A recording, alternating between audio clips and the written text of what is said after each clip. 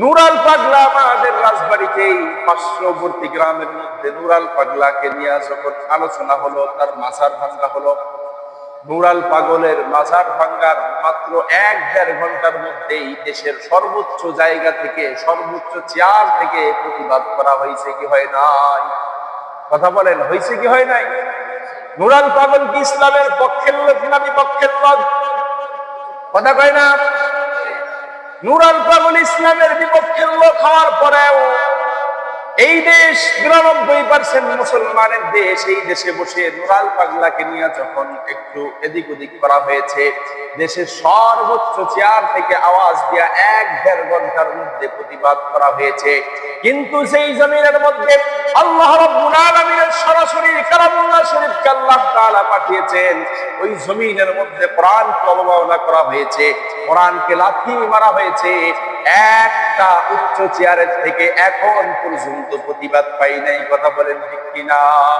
আলামিন আল্লাহ তাআলা আমাদেরকে মহব্বত করে ভালোবেসে দুনিয়ার সমস্ত কাজ কাম থেকে বিরত রেখে আল্লাহ তাআলার ঘর মসজিদে আসার এবং বসার তৌফিক দিয়েছেন। সেই রব্বে কাবার দরবারে সকলে অন্তরের অন্তঃস্থল থেকে বলি আলহামদুলিল্লাহ। আরো জোরে করি আলহামদুলিল্লাহ। আলহামদুলিল্লাহ জোরে বললে লাভ আছে না ক্ষতি আছে? আল্লাহ তাআলার নাম যত জোরে বলা যাবে, যত শক্তি নিয়ে, যত কনফিডেন্স নিয়ে, যত মজা করে বলা যাবে, বাতিল শক্তি ততটাই ভয়ে পিছনের দিকে ফুটে যাবে। সুবহানাল্লাহ। এইজন্য আল্লাহ রাব্বুল আলামিন বলেন রাব্বাকা ফাকাব্বির। আল্লাহ রাব্বুল আলামিনের নামে তাকবীর দাও, আল্লাহর নামের আওয়াজ জোরে করো। এই জন্য আল্লাহ রাব্বুল আলামিনের আওয়াজ জোরে করার দরকার আছে না নাই? তাইলে আল্লাহর নামের আওয়াজ জোরে হবে না আসতে হবে? কথা কয় না? জোরে আল্লাহর নামের আওয়াজ করলে দিনের মধ্যে শান্তি না অশান্তি লাগে? অশান্তি তো তাদের লাগবে যারা আল্লাহর আইনকে, যারা আল্লাহর হুকুমকে, যারা আল্লাহর দ্বীন জমিনের মধ্যে প্রতিষ্ঠিত হক, যারা আল্লাহর দ্বীনকে মানতে চায় না, যারা কোরআনের বিপক্ষে কথা বলে, যারা কোরআনের সাথে অপ্রীতিকর কথাবার্তা বলে, আল্লাহর নামের আওয়াজ শুনলে তাদের জন্য কষ্টকর। কথা বলেন ঠিক কিনা? বেশ কয়েকদিন আগে বাংলাদেশের একটা উচ্চ লেভেলের একটা শিক্ষাঙ্গন, একটা শিক্ষা প্রতিষ্ঠানের মধ্যে দেখলাম শিক্ষার দিক দিয়ে কোন সাইন্স দিক দিয়ে সেই ব্যক্তির কম নাই, ছাত্রর কম নাই। যেহেতু ভার্সিটিতে পড়ে, তার মানে এই ছাত্র অন্য এলাকার গ্রামের আর 10 জন ছাত্র থেকে একটু মেধার দিক দিয়ে একটু বেশি। কথা বলেন ঠিক কিনা? কিন্তু দেখলাম হঠাৎ করে বাংলাদেশ, যে দেশের মধ্যে 92% মুসলমান, যে দেশের মুসলমানরা, যে দেশের জমিনের মধ্যে, যেই দেশের প্রত্যেকটা অঞ্চলে অঞ্চলে কোরআন কারীমের কথা বলা হয়, যেই জমিনের, আমার মনে হয় বাংলাদেশের জমিনটা এমন একটা জমিন, যেই জমিনের 1 ইঞ্চি জায়গা এইরকম নাই যেখানে কোরআন কারীমের আওয়াজ পৌঁছায় নাই। কথা বলেন ঠিক কিনা?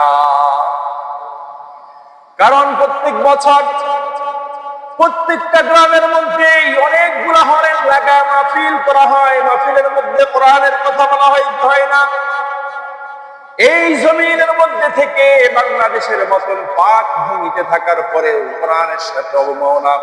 আপনারা অনেকেই দেখছেন যে কোরআন কারীমকে নিয়ে পায়ের মধ্যে লাগাইয়া একটা ভিডিও বানায় বাংলাদেশের মধ্যে ছেড়েছে, ঠিক কিনা?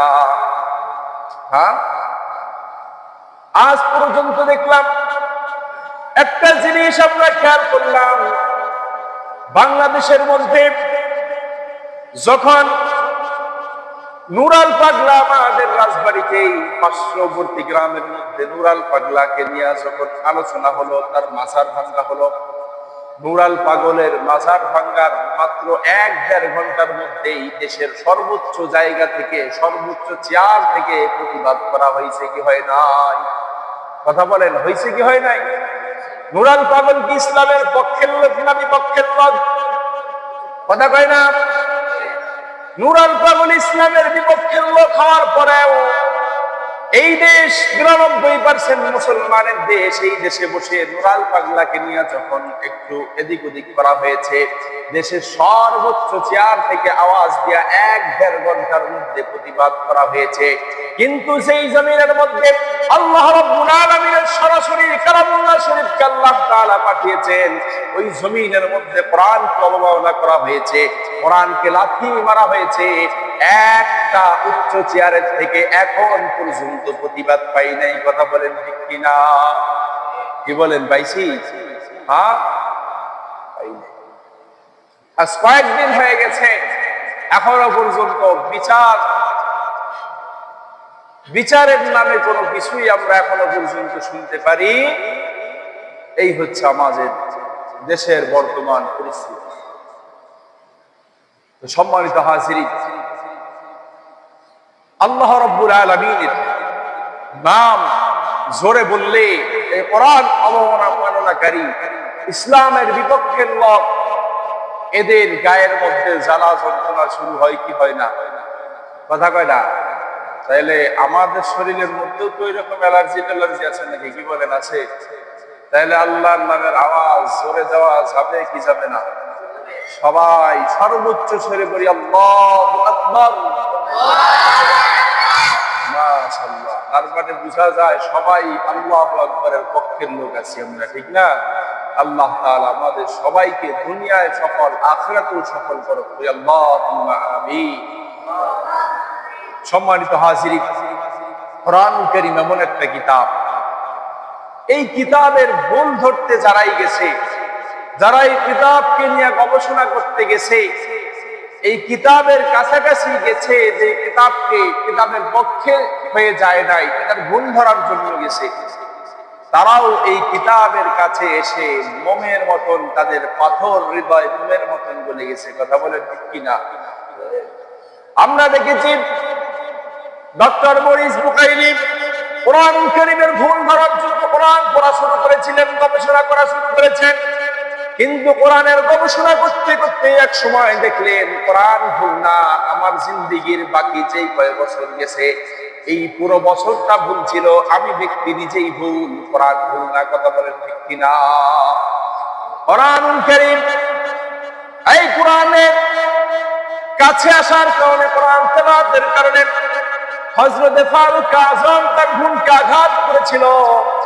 এই কোরআন কি এইটা দেখার সময় যখন কোরআন কারীমের কয়েকটা আয়াত সামনে আসলো, উনি তেলাওয়াত শুরু করলেন, তাহা মা আনজালনা আলাইকাল কুরআনা লিতাশকা। এই আয়াতগুলো পড়লেন ওমর ফারুক রাদিয়াল্লাহু তাআলা আনহু। এরকম কয়েকটা আয়াত সূরা তাহা থেকে পড়ার পর ওনার চোখ দিয়া ঝরঝর করে পানি পড়তে লাগলো এবং বলতে লাগলো, তোমরা আমাকে মুহাম্মদের কাছে নিয়ে চলো, আমি মুহাম্মদের কাছে যাব, আর পড়ব না ইলাহা ইল্লাল্লাহু মুহাম্মাদুর রাসূলুল্লাহ। সকলে পড়ি সাল্লাল্লাহু আলাইহি ওয়াসাল্লাম। কোরআনুল কারীম এমন একটা জিনিস, যে কোরআনের মধ্যে আল্লাহ তাআলা সব কিছুর সমাধান আল্লাহ তাআলা কোরআনের মধ্যে দিয়েছেন। কথা বলেন ঠিক কিনা? হ্যাঁ, দিয়েছেন। কিন্তু আমরা জানি না, পড়তে পারি না, সিস্টেম জানি না, এই জন্য সবকিছু আমরা কোরআনের কাছ থেকে পাই না। কথা বলেন ঠিক কিনা?